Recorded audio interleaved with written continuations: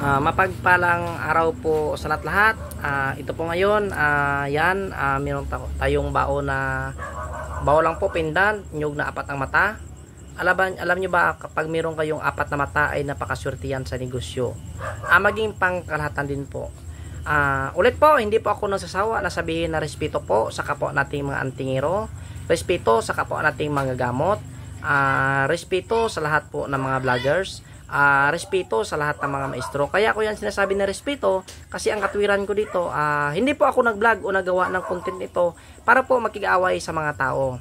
Ginagawa ko po ang content na ito para po makig-away sa masamang espiritu sa mundo. Yan po ang akin pong content. Kaya hanggat buhay ako, meron akong hininga, hindi talaga ako titigil sa pagpuksa po na masamang espiritu dito sa mundo.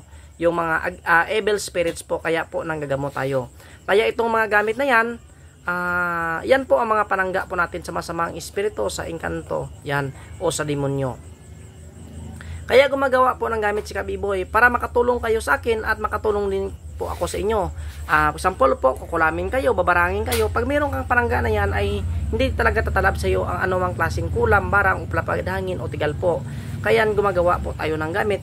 Kaya din po, sinasabi ko pong respeto kasi po, ang gusto ko po respeto kasi sa totoo, hindi talaga ako nangialam po ng mga vloggers, mga antingeros, mga manggagamot o mga maestro, at lahat po na tumuturo ng lihim ng karunungan kung ano po ang kanyang binablog, ay hindi po talaga ako nagko-comment dyan kung ano ang kanilang binablog. Kasi nga, isa din po akong vlogger. Kahit sino naman, example, pakialaman mo ang kanyang vlog, talaga yan magagalit. Kaya ako, chilang, gusto ko po respeto. Kung nakakaunawa ka po ng tinatawag po na respeto, nako, sana maintindihan mo. Kaya hindi talaga ako nasasawa na sabihin palagi na respeto po talaga sa kapwa natin mga antingero, mga antingeras. Kaya kaya ito na. Ayan, napadala na. 1, 2, 3, 4, 5, 6,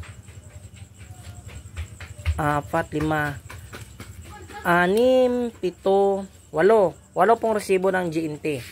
Kaya yan, sa interesado pa ng ating mga gamit, yan, meron tayong pendant na maliit, yan.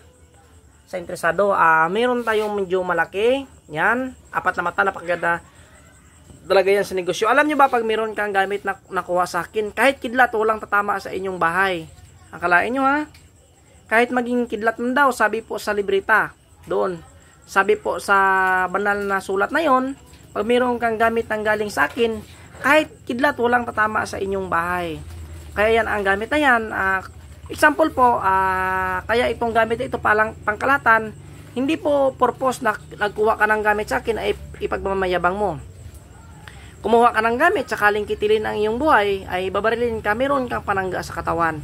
Itong gamit ito ay legit talaga ito. Yan, napatunayan po ito sa kumukuha sa akin, nagsasabi na yan, ito po talaga ang gamit natin ay totoo. Kaya nga sabi ko, hindi po ako gumawa ng gamit o hindi po ako nag-content para po kalabanin ang tao. Gumagawa po ako ng content na ito para po makipaglaban po sa mga demonyo, mga engkanto, masamang espiritu. Pero po, kung sakaling po talaga kayo po talaga ay titirahin, na wala naman kayong ginagawa, ay sumuot ka ng mga baon na yan. Yan. Tsak po talaga na pupudiran ka pag dyan na yan. At po, for example po, nagpapagamot kayo, ay dapat loob po ang malakas po ang loob mo na gagana itong gamit na ito kasi susuot ka niyan. Wala ka naman tiwala sa gamit, ay mas buti pa wag mo nang suotin. Kasi alam mo ba ang laman dyan sa loob, ang lahat ng panangga ng Panginoon Jesucristo nandyan sa iyo. Yan. Ang bugos nga panaming sang Diyos, kag ang Diyos aton mga ngapin. Ara dira sa sulod. Ari dira sa sulod tanan-tanan ginbutang ko. Amo gani ang iban nagambal nga, bro, magpabulong ko, pwede pabulong lang, hindi ko magkuha gamit, hindi pwede. Alam niyo ba bakit kung hindi pwede? Mahirap po gamutin yung nagpapagamot po ng kulam na walang panangga. Mahirapan po ang manggagamot pag gumamot niyan na wala kayong panangga. Kasi ginagamot kayo, tinitira naman kayo. Kaya nga ang manggagamot ay maraming gamit sa katawan. Yan, pinatato na ang iba. Yan sa kamay ko. Pinatato ko na. Yan, mayroon pang kidlat ng ox.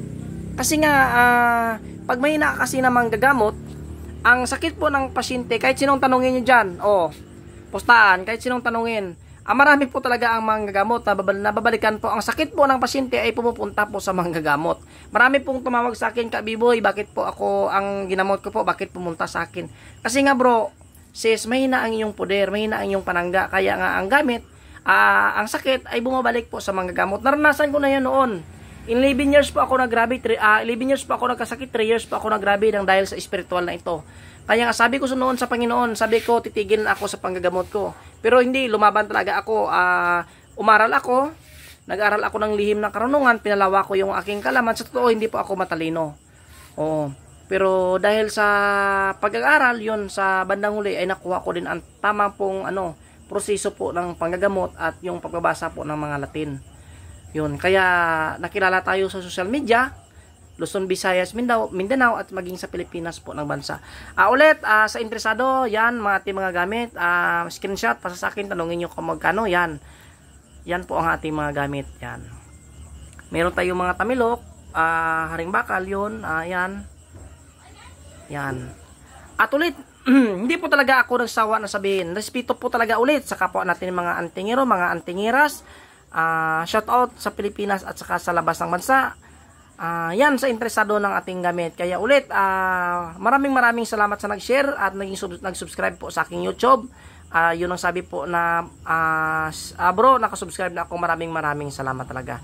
Yan, kaya sa interesado ng ating gamit, yan po ang pangkalahatan, maswerte sa pumuhay, sa negosyo, maging pangpanangga sa katawan ay meron po yan. Kaya ito, sayang, merong mutya, Pedro Pindoco, sino kaya ang maswerte makakuha nito? Marami nang tumatanong, yan. Tayo ulit po, respeto po talaga ulit sa kapwa natin mga antingeros, mga antingeras, mga manggagamot po.